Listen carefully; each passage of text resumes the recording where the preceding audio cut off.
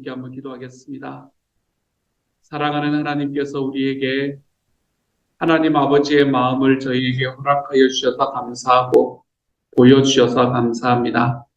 주님, 우리가 이 땅을 살아가며 나 같으면 이렇게 살겠다라고 이야기하는 어떤 이야기 속에서도 흔들리지 않도록 도와주시고, 나 같으면 이렇게 살겠다가 아니라 하나님이면 어떻게 살아가셨을까? 라는 그 이야기로 우리의 마음이 집중되어 볼 수 있도록 주님이여 도와주옵소서. 내가 원하는 것은 이런 것입니다. 라고 말하는 것이 아니라 주님께서 원하시는 일은 이런 것이니 내가 그 일에 나를 드러내며 살아가겠습니다. 라고 말하며 살아가보는 하나님의 사람이 되게 하여 주옵소서. 그래서 우리가 어느 곳에서든 하나님, 나의 욕망을 이루려 하는 것이 아니라 주님의 사명이 이루어지는, 주님의 소명이 이루어지는 하나님의 사람들이 다 되도록 주여 도와 주옵소서. 모든 말씀을 우리 주님 예수님 이름으로 기도드립니다. 아멘. 우리 주님이 주신 말씀 함께 읽습니다. 누가복음 15장의 말씀입니다. 여전히 우리는 아버지에 관해서 함께 읽고 있습니다. 같이 읽지요. 시작. 그가 아직도 먼 거리에 있는데 그의 아버지가 그를 보고 측은히 여겨서 달려가 그의 목을 껴안고 입을 맞추었다. 아들이 아버지에게 말하였다. 아버지, 내가 하늘과 아버지 앞에 죄를 지었습니다. 이제부터 나는 아버지의 아들이라고 불릴 자격이 없습니다. 그러나 아버지는 종들에게 말하였다.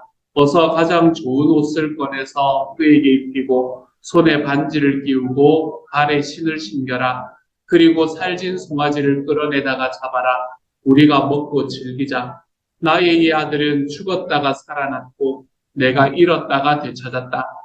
그래서 그들은 잔치를 벌였다. 아버지가 나와서 그를 달랬다. 아버지가 그에게 말하였다. 얘야, 너는 늘 나와 함께 있으니 내가 가진 모든 것은 다 내 것이다. 그런데 너의 이 아우는 죽었다가 살아났고 내가 잃었다가 되찾았으니 즐기며 기뻐하는 것이 마땅하다. 아멘.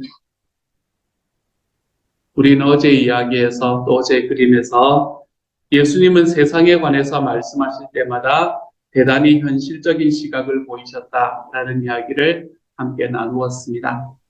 전쟁과 소동, 지진과 역병, 기근, 박해, 투옥, 배신, 미움, 모함 등을 예수님은 일일이 거론하셨었지요. 세상의 어두움을 대표하는 이런 징조들이 언젠가 깨끗이 사라질 것이라는 이야기를 예수님은 한 번도 하신 적이 없습니다. 그럼에도 불구하고 그러한 모든 것의 모든 슬픔의 한복판에서도 하나님의 기쁨을 소유할 수 있는 가능성은 항상 열려있다라고 이야기를 하셨지요. 우리가 어떻게 그 하나님의 기쁨을 그 모든 슬픔과 부조리와 아픔 가운데서도 경험할 수 있습니까? 그것은 우리가 우리 주님의 집안에 속해 있다는 사실, 내가 주님이 나를 사랑한다라고 이야기하시는 그 집에 머물러 있다는 사실에서 우리는 그 기쁨을 경험할 수 있게 되는 겁니다. 우리는 말씀이 이야기하지 않는 그 간극을 메우면서 지금 우리의 이야기를 진행하고 있습니다. 큰아들은 어떻게 하였을까? 뒤에 있는 종들은 어떻게 하였을까? 나라면 어떻게 할까? 라는 이 질문을 통해서 우리는 지금 이 누가복음 15장의 말씀에 접근하고 있습니다. 우리는 그 과정으로 바라보면 우리는 하루도 빠짐없이 이 냉소주의와 기쁨, 냉소와 기쁨 사이에서 선택하며 살아가는 그러한 삶을 우리는 살아가고 있습니다. 냉소적인 사람들은 어디를 가든 어둠을 찾습니다. 언제나 다가오는 위험, 순수하지 못한 동기, 은밀하게 진행되는 음모 따위를 지적하기 바쁩니다. 신뢰를 순진함으로 비웃고 배려를 허구로 받아들이며 용서를 감상으로 매도하지요. 열심을 비웃고 영적인 열정을 조롱합니다. 성령의 역사를 경멸하게 됩니다. 스스로 무엇이 진실인지 실체를 볼 줄 알고 자기는 도피적인 정서들에 속아 넘어가지 않는 현실주의자라고 생각합니다. 그런데 하나님이 주시는 기쁨을 과소평가할수록 이 냉소주의에 빠진 사람들의 어둠은 더욱더 깊어가기 마련입니다. 하나님의 기쁨을 알게 된 사람들은 어둠을 부정하지 않습니다. 어둠이 거기 있다는 걸 부정하지를 않아요. 하지만 그 안에서 사는 길은 선택하지 않습니다. 캄캄한 가운데에서 반짝이는 빛이 어둠 그 자체보다 신뢰할 만하고 한 줌의 광선으로도 엄청난 어둠을 몰아낼 수 있다는 것을 알고 있기 때문에 그렇습니다. 이들은 서로 빗줄기가 여기 있다 저기 있다 가르쳐주면서 한 사람 한 사람이 눈에 보이지는 않지만 실존하시는 이 영적인 하나님의 임재를 드러내는 존재임을 잊지 않도록 격려하면서 살아갑니다. 서로 상처를 치유하고 서로 잘못을 용서하고 서로 소유를 나누고 공동체의 영성을 기릅니다.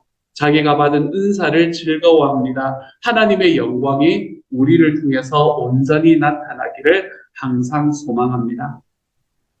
어떤 사람은 냉소주의에, 어떤 사람은 이 기쁨에 참여하는 일을 우리는 매일매일 선택하는 삶을 살아가고 있는 것이지요. 하루하루 순간순간마다 이 냉소주의와 기쁨 사이에 하나를 고르라는 선택에 내몰립니다. 우리는 똑같은 상황을 놓고 냉소적으로 대할 수도 있고 기쁨으로 받아들일 수도 있습니다. 무언가를 빈정거리며 이야기할 수도 있고 그 안에서 기쁨을 전달할 수도 있습니다. 어떤 행동이든 시니컬한 반응을 나타낼 수도 있고 기쁨에 넘치는 반응을 나타낼 수도 있습니다. 날이 갈수록 이쪽을 택할 수도 저쪽을 택할 수도 있다는 사실을 점점 더 의식합니다. 이것은 우리 삶의 환경이 나에게 주는 것이 아니라 나의 선택이기 때문에 그렇지요. 그리고 기쁨을 선택할수록 우리에게는 더욱더 큰 기쁨이 돌아오게 되는 것도 경험합니다. 하늘아버지의 집에서 버리는 참다운 잔치자리로 만들어주시는 일이 우리의 삶에 점점 더 많아진다는 것을 깨닫게 되는 것이죠. 예수님께서도 이렇게 사셨지 않습니까? 이 세상을 살아가시면서 많은 슬픔과 많은 고통과 많은 어려움 속에 살아가셨지만 그분은 결단코 하나님 아버지와 연합되어 있다라는 이 사실을 그의 삶 속에서 놓쳐보신 적이 없는 분이십니다. 그분은 언제나 아버지의 집에서 머무르신 분이었지요. 이처럼 집으로 돌아와서 하늘 아버지와 더불어 사는 자녀로서 이제는 하나님께 속한 기쁨을 모두 내 것으로 당당하게 주장할 수 있는 사람이 되는 것. 이것이 우리가 아들로 살아가는 사람으로 살아갈 때 우리의 삶의 방향이 되어야 됩니다. 삶 전체를 통틀어 단 한순간도 슬픔, 애수, 냉소, 암울한 기분, 침울한 생각, 음울한 추측, 낙심의 물결 등에 흔들리지 않았던 적은 없습니다. 그런 감정들을 방치한 나머지 그것들이 아버지의 집에서 누리는 기쁨을 뒤덮게 만들기 일쑤였습니다. 그렇지만 우리 자신이 이미 집에 돌아와 있으며 아버지가 이미 겉옷과 반지와 신발로 나를 단장해 주셨음을 확실히 믿는다면 우리 마음의 얼굴에서 우리는 슬픔의 탈을 벗어버릴 수 있게 됩니다. 우리의 참된 자아를 헐뜯는 거짓말을 몰아낼 수 있게 되지요. 그래서 거룩한 자녀들에게 주어진 내면의 자유를 가지고 진리를 외치는 기쁨의 삶을 선택하며 살아갈 수 있게 됩니다. 이것이 우리가 자녀로서 살아가야 되는 삶의 끝입니다. 하지만 여기가 끝이 아닙니다. 자녀는 어린아이로 남아있을 것이 아니라 어른으로 성장해야 합니다. 어른은 어머니와 아버지가 된다는 것을 이야기합니다. 탕자가 집으로 돌아올 때는 그냥 아이로 살겠다고 찾아온 게 아닙니다. 아들의 신분을 요구하고 스스로 아버지가 되기 위해서 돌아온 것이지요. 집에서 본래의 신분을 되찾고 새 출발하라는 아버지의 초대를 받고 돌아온 자녀가 이제 감당해야 될 도전이자 소명은 그 자녀들 스스로가 하늘 아버지처럼 되는 것. 그것이 바로 이 그림이 또 누가복음 15장의 말씀이 우리에게 이야기하는 마지막 방향입니다. 우리가 아들의 신분을 되찾았다면 우리는 스스로 이제는 아버지의 직분을 감당할 수 있는 사람이 되어가야 합니다. 렘브란트가 그린 탕자의 귀향이라는 것을 처음 보았을 때만 하더라도 잘못을 뉘우치는 아들이 된다는 것은 반갑게 맞이하는 아버지가 된다는 것의 첫걸음에 불과하다는 것을 잘 알지 못했던 것 같습니다. 하지만 3주나 지나온 지금은 우리가 용서하고 화해하며 치유하고 잔치상을 내미는 이 아버지의 두 손이 바로 내 것이어야 한다는 사실을 이제는 깨달을 수 있게 됩니다. 그러므로 이 탕자의 귀향이라는 것의 이 그림을 오랫동안 묵상한 끝에 내리는 결론은 간단하고도 분명합니다. 사랑하는 여러분, 이제는 우리가 아버지가 되어야 합니다. 우리는 이 탕자의 귀향이라는 그림을 보면서 우리는 늘 우리 자신을 어느 아들에 놓을 것인가 라는 것을 늘 생각합니다. 나는 큰아들의 모습을 가지고 있는가? 나는 작은아들의 모습을 가지고 있는가? 어느 한쪽에 우리가 일체화되기도 하고 어떤 부분에서는 이 아들의 모습을 어떤 부분에서는 저 아들의 모습을 우리의 삶에서 발견하기도 합니다. 그렇지요. 우리가 언제건 우리의 삶이 완전히 큰아들이 되는 것도 불가능하고 완전히 작은아들이 되는 것도 불가능합니다. 그래서 비록 지금은 작은아들인 동시에 큰아들의 처지가 우리의 처지가 맞을 수 있습니다. 하지만 한없이 그 모습에 머물러서는 안 됩니다. 우리는 모두가 아버지가 되어야 합니다. 어떤 아버지와 어머니도 아들과 딸의 시절을 거치지 않고 부모가 되지 않은 사람은 없지 않습니까? 모든 아버지와 어머니는 아들과 딸의 시절을 보내고 난 다음에 아버지가 됩니다. 하지만 자녀들을 의식적으로 어린아이의 단계를 뛰어넘어서 누군가 아버지와 누군가의 아버지와 어머니가 되는 길을 선택하지 않으면 우리는 그 길로 걸어갈 수가 없게 됩니다. 이 길로 걸어가기 위해서 우리는 힘들고도 외로운 과정을 겪어야 할지도 모릅니다.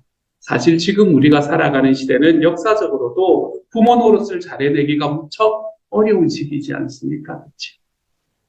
부모가 되기 위해서는 분명히 힘들고 외로운 과정이 있을 겁니다. 하지만 우리의 영적인 여정을 마무리하기 위해서는 이 길은 결단코 피할 수가 없는 길이 됩니다.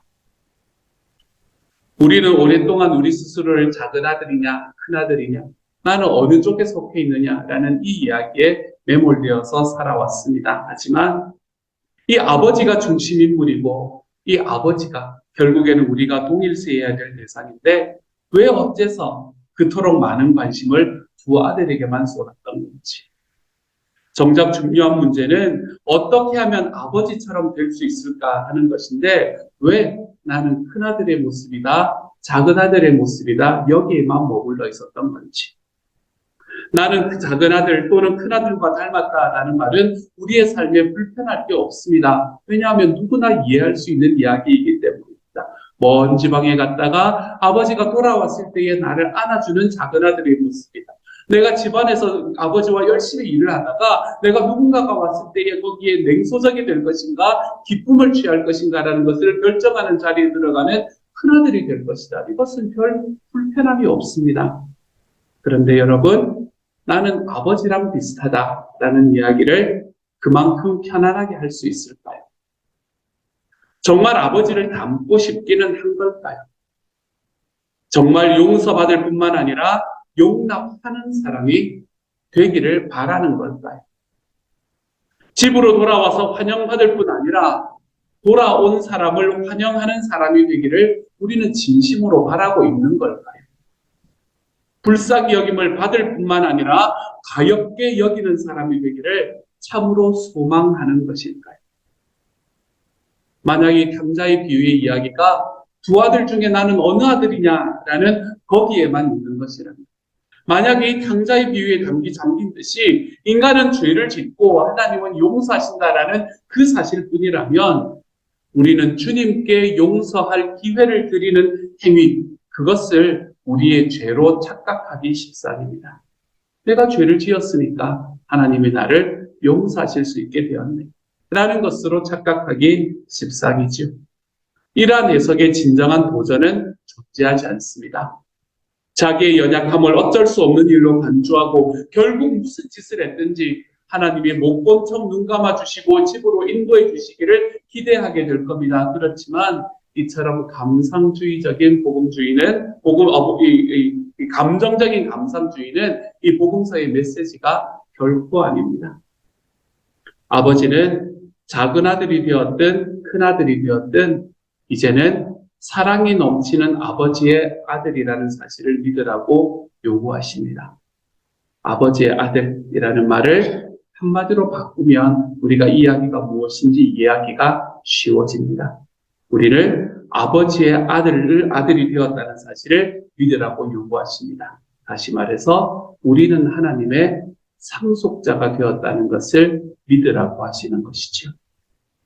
아들이자 상속자로서 나는 하나님의 후계자가 될 것입니다. 언젠가는 아버지의 자리를 이어받아서 내게 주신 그대로 다른 사람들에게 자비를 베풀게 될 것입니다. 그러므로 아버지께 돌아간다라는 것은 궁극적으로 그분의 상속자가 된다는 말입니다.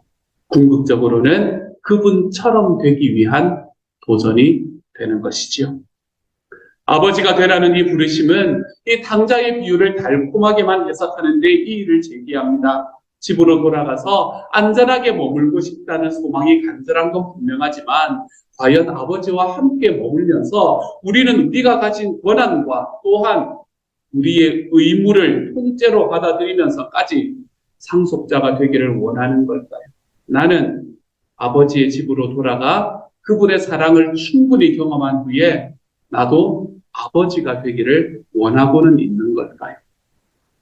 하늘 아버지의 집에 머물기 위해서는 주님의 생명을 내 것으로 삼으며 그분의 형상으로 변화되어 가야 합니다. 먼 지방에서 돌아온 작은 아들에게도 집안에서 늘 머물러 있었지만 마음은 멀리 떠나 있었던 큰 아들에게도 변함없는 사랑을 베풀어 주시며 우리를 안아주셨던 그 내 하늘 아버지의 사랑이 내가 그분의 아들이 되고 내가 그분의 상속자가 됨으로 인해 그 사랑을 우리의 삶 속에 함께 품어볼 수 있는 하나님의 사람이 되어가야 한다는 이야기이지요. 우리는 하나님의 상속자이고 하나님의 후계자입니다. 지난날 내가 아버지의 존경했던 것처럼 내가 아버지의 모습을 닮아갈 때 내 주변에 있는 사람들 또한 나를 존중할 것입니다. 나를 칭송할 것입니다. 그리고 또한 우리가 그 아버지이신 하나님을 오해하였던 것처럼 우리를 오해하게 될 겁니다. 여러분, 큰아들의 모습에서 작은아들이 꼴사납게 보인 적이 없으신가요? 여러분, 작은아들의 모습 속에서 냉소적으로 바라보는 큰아들의 눈이 꼴사납게 보인 적은 없으신가요? 우리가 이처럼 오해받고 살아갔던 것처럼 우리가 하나님을 그렇게 오해했던 것처럼 우리도 아버지가 될 때 내 주변에 있는 모든 세상은 우리를 오해하는 자리에 들어가게 될 겁니다. 탕자의 아버지를 그린 렘브란트의 그림을 보면서 마지막 페이지를 넘겨주시면 되겠습니다. 탕자의 아버지를 그린 렘브란트의 그림을 보면서 더 이상 아들의 신분을 이용해서 아버지가 되기를 회피해서는 안 된다는 사실을 깨닫습니다. 여러분, 아들의 지위를 충분히 만끽했다면 이제 모든 장애물을 뛰어넘어 눈앞에 있는 저 노인처럼 되는 것을 평생의 소원으로 삼아야 된다는 진리를 주장할 때가 되었습니다. 나는 큰아들이냐? 나는 작은아들이냐? 저 작은아들이 왜 저러냐? 저 큰아들은 왜 저 모양이냐? 우리가 눈꼴시려 하는 것이 아니라 우리의 삶 속에서 너도 나도 내 아버지의 사랑을 받은 사람이라면 이제 나도 아버지가 되어가는 여정을 시작하고 걸어갈 줄 알아야 됩니다. 우리는 영원히 어린아이로 남을 수는 없습니다. 죽는 날까지 아버지 핑계만 댈 수도 없습니다. 과감하게 축복이 가득 담긴 손을 내밀어 무한한 사랑으로 자녀들을 환영하는 이 아버지의 모습이 저와 여러분의 삶에도 나타날 줄 알아야 합니다. 사랑하는 여러분, 우리의 여정의 끝은 결국 아버지가 되는 것입니다. 내가 큰아들이냐, 내가 작은아들이냐, 이걸 이야기하는 데서 벗어나십시다. 내가 큰아들이든 작은아들이든 내 아버지의 집에서 우리는 비교하지 않는 하나님의 사랑을 경험하고 살아가는 사람들입니다. 내가 비교하지 않는 하나님의 사랑을 경험했다면, 사랑하는 여러분, 우리는 하나님의 상속자이자 후계자로서 우리가 그 부모의 모습으로 자라갈 수 있는 하나님의 사람이 되어 가시기를 소망합니다. 아버지가 나를 안아주셨듯이 나는 누구를 안고 살아갈 수 있을 것인가? 나는 아버지가 될 마음은 가지고 있기는 한 건가? 나는 이 아버지가 되고자 하는 이 마음을 우리의 삶 속에서 내 변화의 모습으로 소망하고 있기는 한 건가? 사랑하는 여러분, 저는 오라니 우리가 살아가면서 저와 여러분이 이 아버지의 모습으로 성숙해 나가기를 소망합니다. 아버지의 모습이 되어가는 사람. 우리가 그러한 자리로 나아갈 때 저와 여러분이 이루는 모든 공동체는 하나님께서 주시는 작은 기쁨으로 언제나 만족하며 살아가는 하나님의 공동체가 되어갈 것입니다. 우리가 그렇게 아버지가 되는 삶에 우리의 삶의 발걸음을 디뎌내며 살아가는 하나님의 사람이 되어가시기를 우리 주님의 이름으로 축복합니다. 이 시간 같이 한번 기도하도록 하지요. 사랑하는 하나님, 내가 큰아들이냐 작은 아들이냐? 나는 큰아들의 모습이 더 보여서 작은 아들이 눈꼴 시렸고, 나는 작은 아들의 모습인 것 같아서 큰아들 같은 모습을 바라보면 위선처럼 보이는, 하나님, 그렇기 때문에 서로를 향해서 나를 세우고 가시를 세우며 나를 보호하는 자리로 들어가는, 하나님, 우리가 이러한 자리에서 이제는 좀 벗어나게 하십시오. 사랑하는 주님, 이런 어린아이 같은 자리에서 좀 벗어나게 하십시오. 주님께서 우리를 붙잡아 주셔서 작은 아들이 돌아오든 큰아들이 들에서 돌아왔건 그 모든 아들들에게 하나님의 따뜻한 품을 내어주시며 그들을 잔치 자리로 초대하시는 하나님의 용서의 이야기가, 아버지의 사랑의 이야기가, 주님이여, 이제는 아버지의 집으로 돌아와 그분의 자녀가 되고 그분의 상속자가 된 우리에게 하나님 이어질 수 있는 하나님의 사람이 되게 하여 주옵소서. 상속자는 우리가 가진 권리뿐만 아니라 우리가 해야 하는 의무까지도 함께 상속받는 사람임을 기억하게 하시고, 주님이여, 아버지가 베푸신 사랑의 크기가 크면 클수록 내가 그 아버지가 되어가는 과정에서 나와 함께 있는 이들을 더 아름답게 품어가며 살아가는 하나님의 사람 되게 하여 주옵소서. 모든 말씀 우리 주님 예수님 이름으로 기도드립니다. 아멘. 다니엘 금식 제19일입니다. 미리 하면 수고, 나중에 하면 고생. 다니엘 1장 17절 말씀. 하나님은 이 네 젊은이들이 지식을 얻게 하시고 문학과 학문에 능통하게 하셨다. 그 밖에도 다니엘에게는 환상과 온갖 꿈을 해석하는 능력까지 주셨다.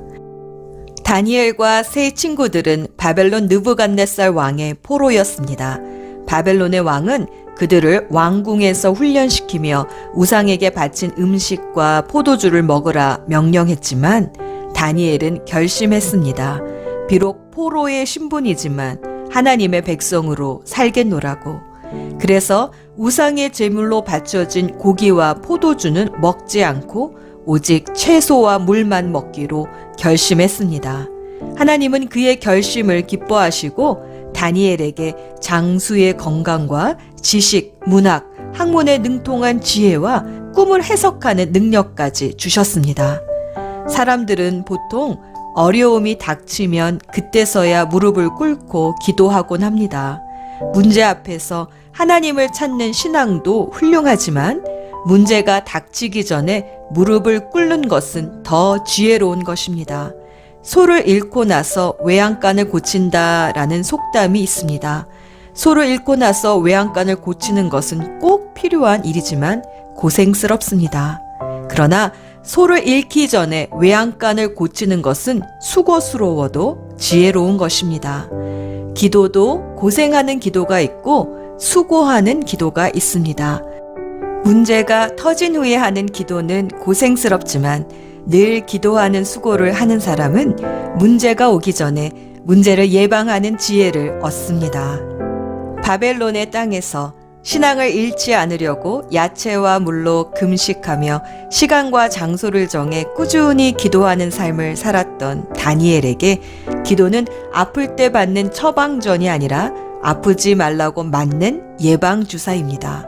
그 수고하는 기도 덕분에 다니엘은 바벨론이라는 우상의 땅에서 신앙을 지켰을 뿐 아니라 왕들 앞에서도 하나님을 증거하는 영향력 있는 사람이 되었습니다. 그뿐 아니라 시대를 읽는 분별력과 또 계시를 통해 앞으로 올 세상에 대한 통찰력도 갖게 되었습니다. 늘 기도하는 수고를 하는 사람에겐 이런 지혜와 계시가 임합니다. 지식은 경험으로 축적될 수 있지만 영감과 지혜와 계시는 위에서부터 부어져야 하기 때문입니다. 미리 기도하기 위해서 우리는 절제하는 수고가 필요합니다. 내가 하고 싶은 것을 다 하면서 기도의 삶을 살 수는 없기 때문입니다. 다니엘 금식은 문제가 생겨서 하는 기도라기보다는 문제를 예방하는 기도입니다. 라이프 스타일을 바꾸는 기도입니다. 20하루 동안 음식을 절제하고 게임과 인터넷과 TV를 끊으면서 우리는 그동안 얼마나 많은 시간들을 먹는 것과 즐기는 것에 썼는가를 깨닫게 됩니다. 20하루 동안 먹는 습관이 달라집니다. 보는 습관이 달라집니다. 라이프 스타일이 변해갑니다. 그런 수고 속에서 내 마음의 그릇이 정결해질 때 비로소 하나님의 뜻을 분별할 수 있는 지혜도 생기고 계시를 통해 내가 모르던 하나님의 뜻도 깨닫게 됩니다. 성령님께서 지혜와 계시의 영을 부어주셔서 지금과 앞으로 올 일들에 대한 통찰력도 생깁니다. 오늘날 많은 크리스찬들이 세상에 영향력을 주는 능력을 상실해 가고 있습니다. 왜일까요? 미리 금식하며 기도하는 수고가 없기 때문입니다. 다니엘처럼 이 세상의 포로가 되지 않겠다라는 결단으로 기도와 금식의 삶을 살 때에 비로소 하나님의 계시와 지혜가 정결한 마음 안으로 부어집니다. 하나님의 능력 없이는 세상을 이길 수 없습니다. 하나님의 능력이 부어지면 세상이 두렵지 않습니다. 두려워하지 않는 자에게 세상은 길을 내어줍니다. 이 길을 고생하며 걷지 말고 수고하며 걸어봅시다. 미리 하면 수고요, 나중에 하면 고생입니다. 묵상을 위한 질문. 디모데전서 2장 1절 말씀. 그러므로 나는 무엇보다 먼저 모든 사람을 위해서 하나님께 간구와 기도와 중보기도와 감사기도를 드리라고 그대에게 권합니다. 기도는 무엇보다 먼저 하는 것입니다. 기도는 남는 시간에 하는 것이 아니라 가장 먼저 가장 귀한 시간에 하는 것입니다. 내 힘으로 다 해보고 안 되니까 마지막 남는 시간에 와서 엎드리는 기도에는 능력이 별로 없습니다. 하지만 무엇을 하기 전에 무엇보다 먼저 주님께 와서 기도하면 하나님은 지혜와 계시로 우리가 무엇을 해야 할지 깨닫게 하시고 또 두드려야 할 문이 무엇인지 보여주십니다. 혹시 우리가 기도도 해보지 않고 결정한 일들이 있습니까? 잠잠히 주님께 묻고 또 듣고 무엇보다 먼저 기도하겠노라 결단하며 2분 동안 기도합시다.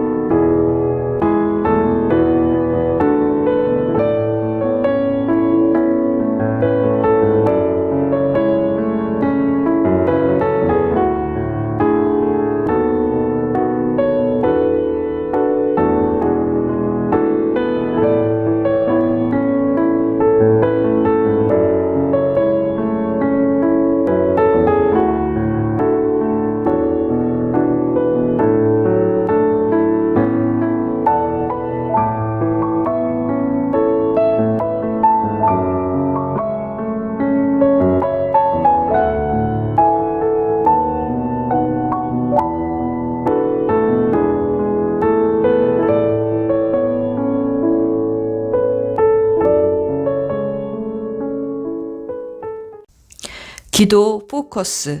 오늘은 이 땅의 부흥을 위해 기도합시다. 부흥이란 무엇일까요? 그것은 하나님의 나라가 왕성하게 일어나 이 땅을 점령하는 것입니다. 부흥이란 하나님 나라의 영향력이 세상 나라를 바꾸는 것입니다. 지금은 어느 때보다 하나님의 능력이 이 땅을 만져주셔야 할 때입니다. 부흥이 다시 한번 일어나야 합니다. 부흥만이 이 땅의 희망입니다.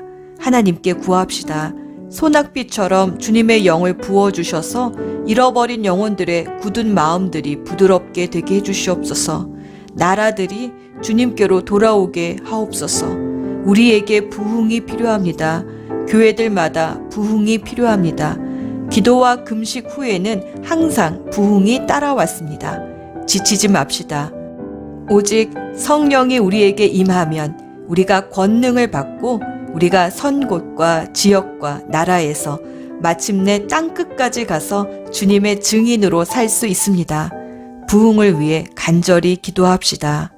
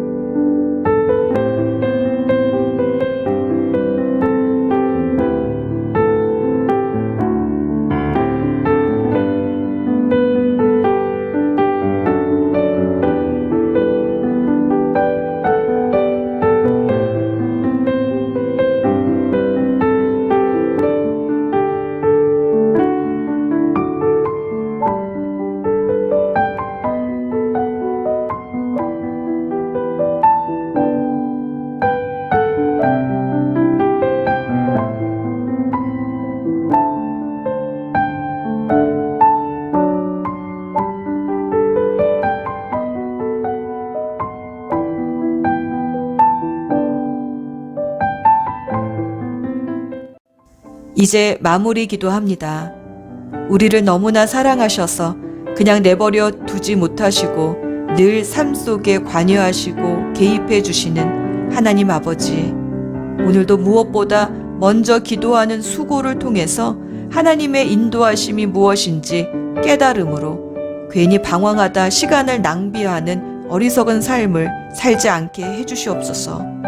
우리의 나아갈 방향과 길이 되어주신 예수 그리스도의 이름으로 기도합니다. 아멘.